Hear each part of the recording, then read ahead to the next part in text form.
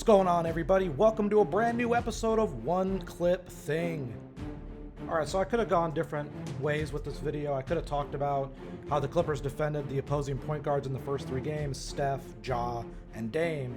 Instead, I chose to focus on Paul George's overall defense in the game on Monday night since it was the team's first win, so let's get right into it. Alright, so we're getting started, side out of bounds, and oh, what's up, Terrence? How you doing, buddy? Terrence Mann's obviously in the game. Checked in at the dead ball timeout. We're going to see Lillard try to get loose off the ball here. He's going to end up receiving a screen from Cody Zeller that Mann is in trail position on. Hartenstein comes up to meet him. Mann gets in front of the roller. George is anchored here at the post position and has to close out to Larry Nance Jr., runs him off the line, gets right in against Nance, who is not a good dribbler. George is able to poke the ball loose, and George has a steal here, one of his 8. What's interesting is some of the ways that the Clippers can use PG. As Lillard comes across on an Iverson cut, we see PG anchored at the elbow, offering some shaded help in case Lillard wants to immediately turn the corner. Now George is kind of acting in a rover role, and as Lillard goes to drive, George comes over to cut off the driving lane and also get in position to help against the rolling Nurkic. George defends Nurkic's attempt. This could be a foul. It's 50-50. It's a no call, though. Nurkic misses and gets the rebound, but George doesn't give up on this. He ends up swatting the ball loose from Nurkic and forcing yet another turnover. The one thing that kind of gets overlooked with PG is while he is a guard traditionally, he's still very tall and can be a rim protector. Sometimes opposing offenses also help you out defensively, and we see that a little bit on this play. As Lillard kind of gets to the nail and Zeller's rolling, PG is able to be anchored here because McCollum doesn't lift to the wing fast enough. And as McCollum lifts to the wing, the ball's passed to Zeller, but George is able to swat this loose because he didn't have to go with McCollum on the lift, so PG has great awareness here. What makes Portland dangerous, beyond just Lillard being able to shoot from long range, it's also CJ McCollum, so you got to pick them up early. And we see that here. PG jumps out high to greet CJ, and denies him a passing lane to Lillard in the corner as well. And when McCollum tries to cross over PG, he gets a little off balance, the ball gets poked loose, that's another turnover. PG not only denied a pass to Lillard in the corner, but he met McCollum up high and forced a steal. The Clippers were not good defensively at all in their first two games.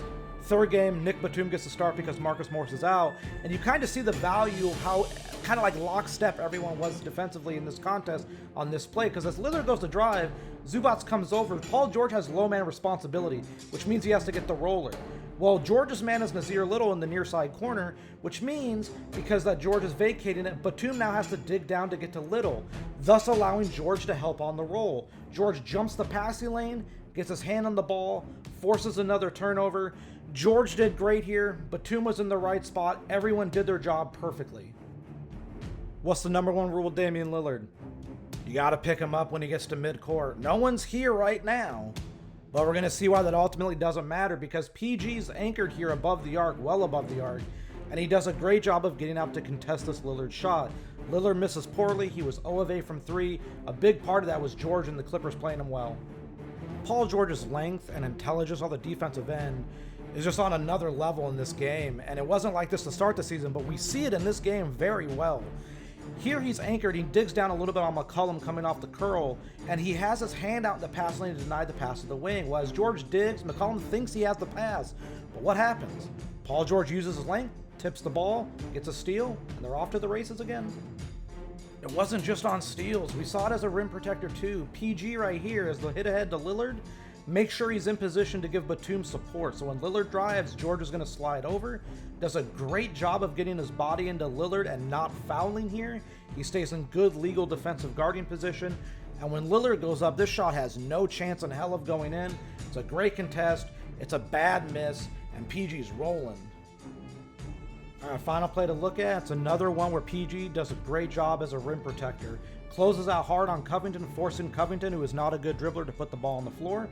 Absorbs the contact very well. George then forces Covington to get off balance, and this is a very bad shot. It's very tough. Covington misses it, and PG just has the entire Portland offense in hell here. It's always good to get your first one of the season. It's always great to keep Damian Lillard in check. This is now the 6th straight game that the Clippers have really put the wraps on Damian Lillard. He just has not had a good time against them. A big reason why is Paul George with his length, his physicality, his ability to help at the nail, help at the elbow, be a rim protector, and be a thief in passing lanes. Paul George finished this game with a career-high 8 steals. While he wasn't great on offense, as we've clearly seen here, his defense was on another level and was the biggest reason why, beyond Luke Kennard's offense, which maybe I could have shown, but it was the biggest reason why the Clippers took the win this night.